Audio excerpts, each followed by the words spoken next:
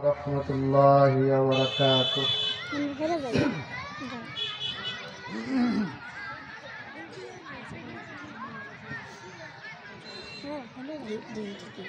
Innal hamdalillah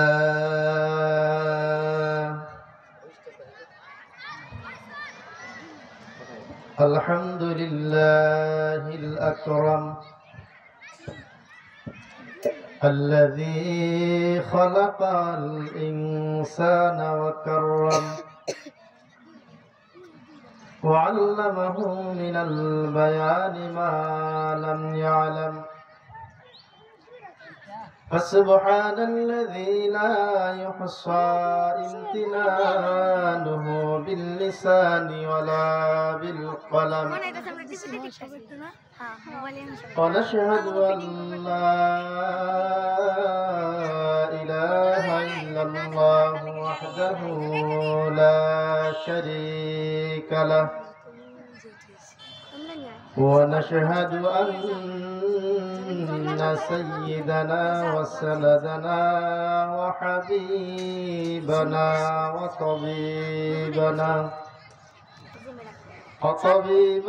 وطبيب قلوبنا ومولانا محمدا عبده ورسوله أرسله بالحق بشيرا ونذيرا وداعيا إلى الله بإذنه وسراجا وقمرا منيرا.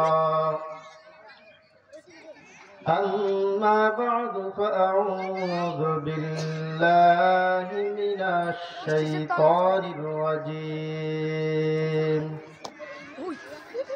بسم الله الرحمن الرحيم. إن الله لا يغفر أن يشرك به ويغفر ما دون ذلك لمن يشاء. آمنت بالله صدق الله المولانا العظيم وصدق رسوله النبي الكريم ونحن على ذلك من الشاهدين والشاكرين والذاكرين والحمد لله رب العالمين. فقال رسول الله صلى الله عليه وسلم: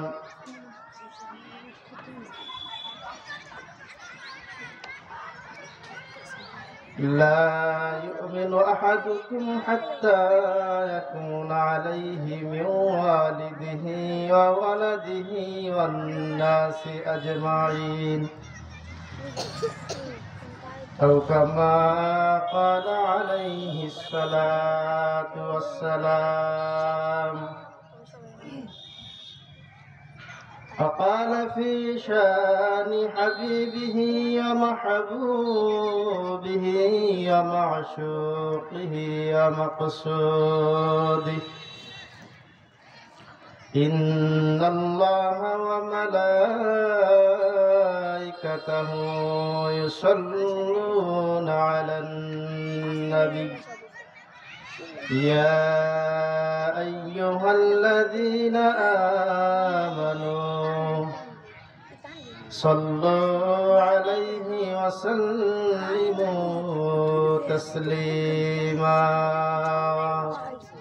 شكرا محمدا درد إبراهيم قل اللهم صل على محمد وعلى آل محمد كما صليت على إبراهيم وعلى آل إبراهيم إنك حميد مجيد. اللهم بارك على محمد وعلى آل محمد كما باركت على إبراهيم وعلى آل إبراهيم إنك حميد مجيد أرلح سيمو من كني شان نيا گفتار میں گردار میں اللہ کی برہان غفاری و قہاری و قدوسی و جبروت ہے چار عناصر ہے تو بنتا ہے مسلمان ہمسایہ جبریل امی بندہ خاکی ہے اس کا نشیمن نہ بخارا نہ بدخشا ہے اس کا نشیمن نہ بخارا نہ بدخشا لا الہ الا اللہ شکر محبتاً لا الہ الا اللہ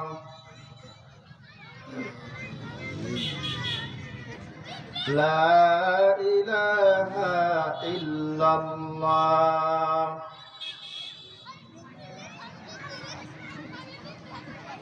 سارے دنیا ہو مخالف پھر نہ کچھ نقصان ہے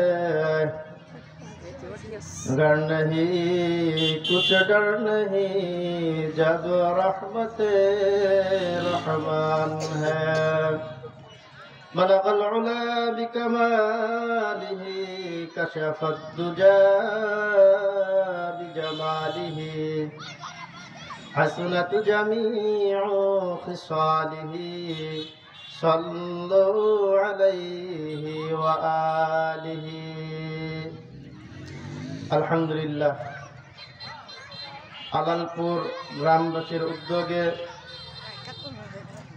ঈমান আকীদা ইয়াকিন আমল তাকওয়া ও তাওয়াক্কুল সহি করার উদ্দেশ্যে আজকের ওয়াজ মাহফিলের আয়োজক কমিটি গ্রামবাসী এবং সামনে উপবিষ্ট সকলকে আমার পক্ষ থেকে জানাই মোবারকবাদ। আল্লাহ রাব্বুল আলামিন আমাকে আপনাকে এমন একটা মহতি মজলিসে এসে বসে দুই একটা একদম মাগরিবের পূর্ব মুহূর্তে যেই মুহূর্তে হাদিসে পাকে রাসূল করিম সাল্লাল্লাহু আলাইহি ওয়াসাল্লাম জুমার দিনে এমন একটা সময় আছে যে সময়টায় দোয়া কবুল হয়। উলামায়ে কেরামগণ বলেন মাগরিবের পূর্ব মুহূর্তে সেই সময়টা যখন দোয়া কবুল হয় এমন একটা মুহূর্তে এরকম একটা দিনে মজলিসে এসে বসে দু একটি কোরআন ও হাদিসের আলোচনা শোনা এবং বলার তৌফিক দিয়েছেন। এজন্য সকলেই শুকরিয়া আদায় করি আলহামদুলিল্লাহ। সকলেই অন্তর থেকে আকাই নামদার তাজদার মদিনা মুহাম্মদ মুস্তাফা সাইয়্যিদুস সাকালাইন শফিউল মুজনবিন রাহমাতাল লিল আলামিন বিশ্বনবী দুজাহানের নবীর প্রতি একবার দরুদ পাঠ করে বলি সাল্লাল্লাহু আলাইহি ওয়াসাল্লাম। মুহতারাম মুআজ্জাজ হাজিরিন, আমরা সকলেই মুসলমান, আমরা আল্লাহ তাআলার প্রতি ঈমান এনেছি। আল্লাহ তাআলার প্রতি ঈমান আনা, আল্লাহ তাআলার প্রতি সাক্ষ্য দিয়েছি আমানতু বিল্লাহি ওয়া মালাইকাতিহি ওয়া কুতুবিহি ওয়া রুসুলিহি ওয়াল ইয়াউমিল আখির, এরকম ভাবে সাতটি বিষয়ের প্রতি আমরা সাক্ষ্য দিয়েছি। এখন আমাদের কাজ হইল যেভাবে আল্লাহ তাআলার প্রতি ঈমান এনেছি ঠিক তেমনি ভাবে রব্বুল আলামিনের উপরে যে ঈমান এনেছি ঈমানকে বাস্তবায়ন করা। জোরে বলেন ঠিক কিনা? মুহতারাম মুআজ্জাজ হাজিরিন, ঈমানের পরীক্ষা মারাত্মক পরীক্ষা। মানুষ মুখে ঈমান আনে, এজন্য হাদিস শরীফে আছে শুধুমাত্র মুখে বলার নাম ঈমান নয়। আপনি বললেন আমি ঈমান এনেছি, হ্যাঁ আপনি ঈমান আনতে পারেন, মুসলমান মুমিন হইতে পারেন, কিন্তু পরিপূর্ণ ঈমানদার হওয়ার জন্য কয়েকটি শর্ত আছে। এক নম্বর, আপনি যেরকম মুখের মাধ্যমে ঈমান এনেছেন ঠিক তেমনি ভাবে আপনাকে এটা অন্তর দ্বারাও কি করতে হবে, স্বীকারোক্তি করতে হবে যে হ্যাঁ আমি ঈমান এনেছি।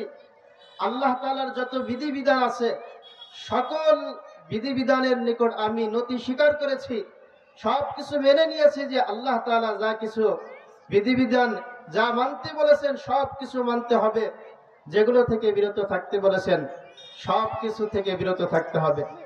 তৃতীয় নম্বরে আল্লাহ তাআলা যেরকম অন্তর দ্বারা আমি স্বীকারোক্তি করেছি, মুখের মাধ্যমে যেটা প্রকাশ করেছি, ঠিক তেমনি ভাবে এটাকে আমার কাজের মাধ্যমে প্রতিষ্ঠিত করা, প্রমাণ দেওয়া, বাস্তবায়ন করা। মুহতারাম মুআজ্জিজ হাজিরিন, ঈমানের জন্য যুগে যুগে বহু মানুষ জুলুম, নির্যাতন, এমনকি মানুষের জান মালের পরোয়া করেন নাই, তারা জান মালকে বিলিয়ে দিয়েছেন ঈমানের জন্য, রবের জন্য।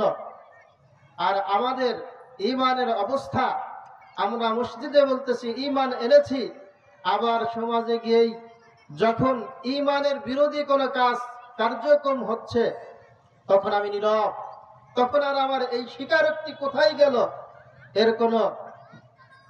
মুহতারাম মুআজ্জিজ হাজিরিন, একটা ঘটনা, আব্দুল্লাহ ইবনে হুযায়ফা রাদিয়াল্লাহু তাআলা আনহু একজন সাহাবী ছিলেন, আল্লাহর নবী সাল্লাল্লাহু আলাইহি ওয়াসাল্লামের সাহাবী।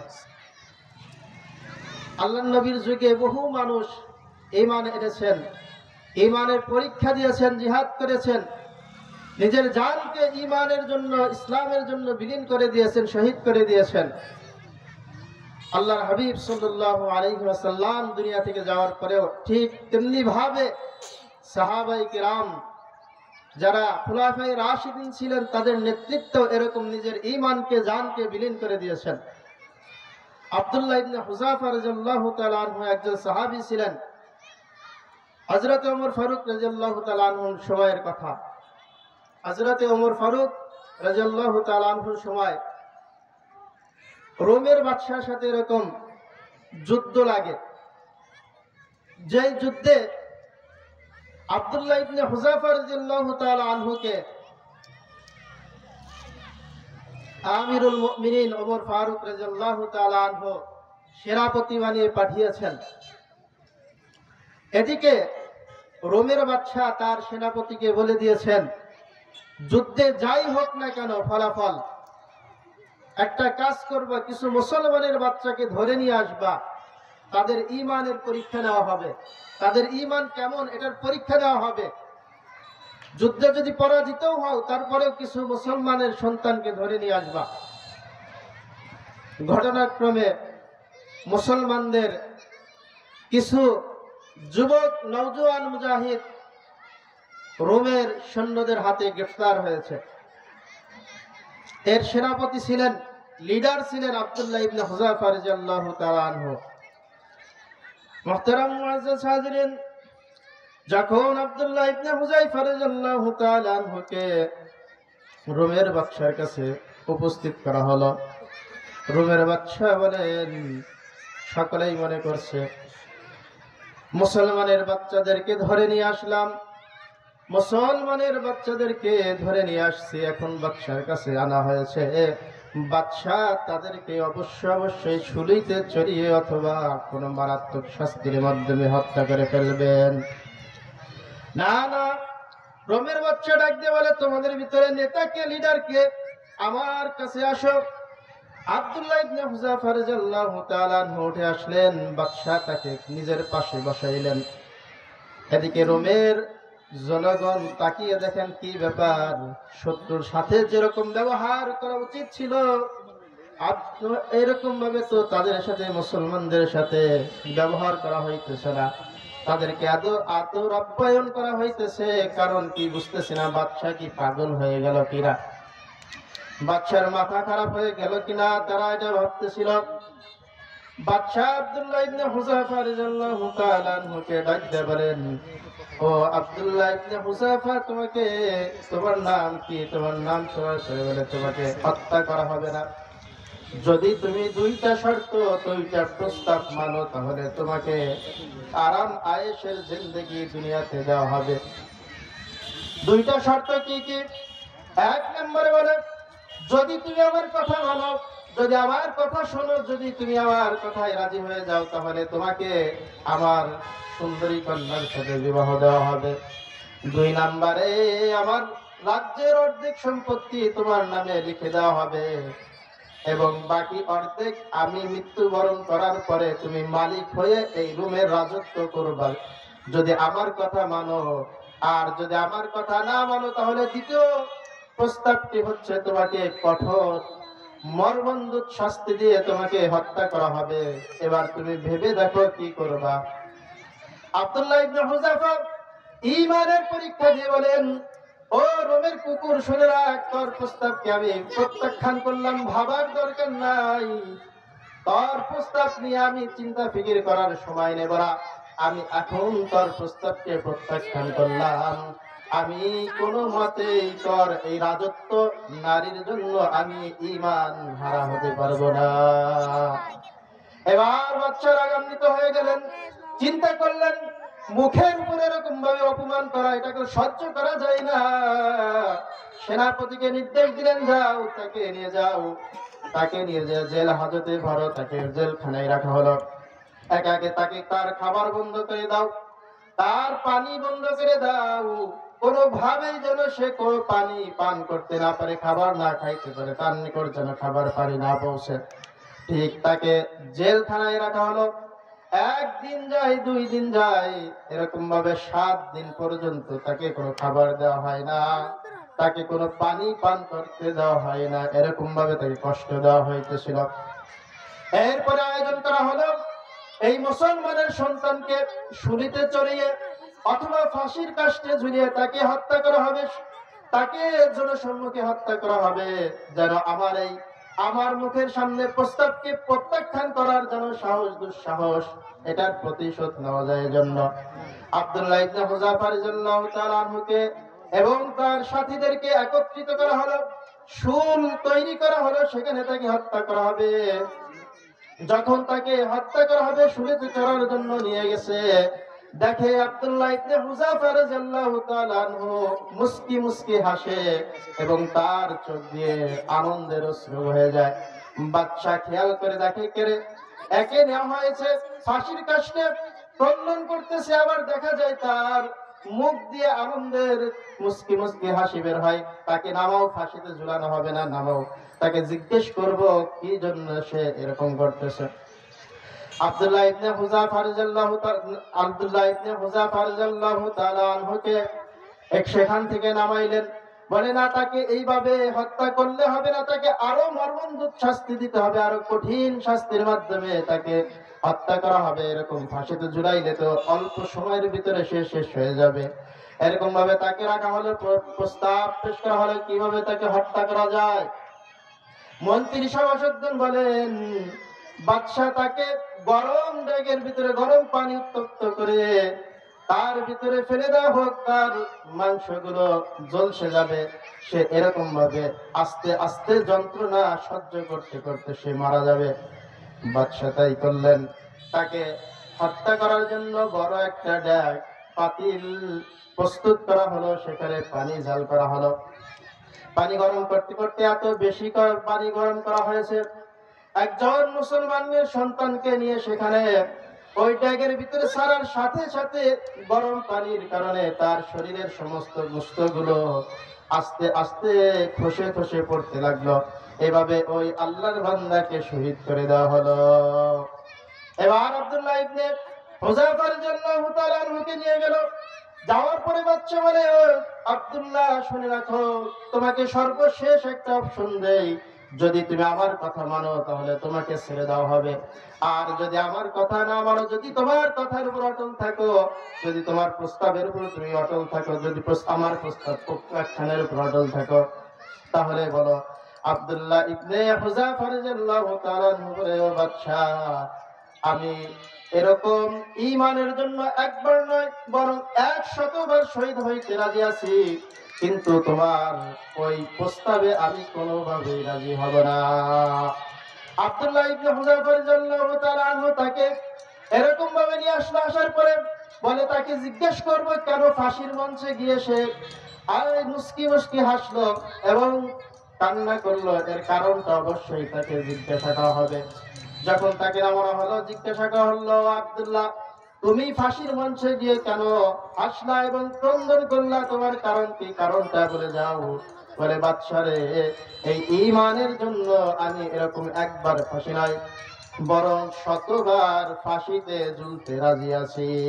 বাদশা বলে থামো, তাড়াতাড়ি একে সরাও, ব্যাগের ভিতরে চুবানো যাবে না। যেই মুসলমানের বাচ্চারা ঈমানের জন্য আল্লাহর জন্য নবীর জন্য একবার নয় শতবার মৃত্যুকে বরণ করতে পারে, তাকে ফাঁসি দিলে তার কোনো শাস্তি হবে না, বরং তাকে হত্যা করলে তার শাস্তি হবে না, বরং তাকে হত্যা করা যাবে না, তাকে জীবিত ছেড়ে দাও। এবার প্রস্তাব করা হলো, ওই আব্দুল্লাহ শুনে রাখো, তোমাকে ছেড়ে দেওয়া হবে, একটা কারণ আছে, একটা কাজ করতে হবে। কাজটা হলো আমার মাথায় তোমাকে চুম্বন করতে হবে, চুমা খাইতে হবে, তাহলে তোমাকে আমি ছেড়ে দেব। আব্দুল্লাহ ইবনে হুযাফা রাদিয়াল্লাহু তাআলা আনহু বলে, ও বাদশা, আমি তোমার মাথায় চুম্বন করতে পারি একটা শর্তে।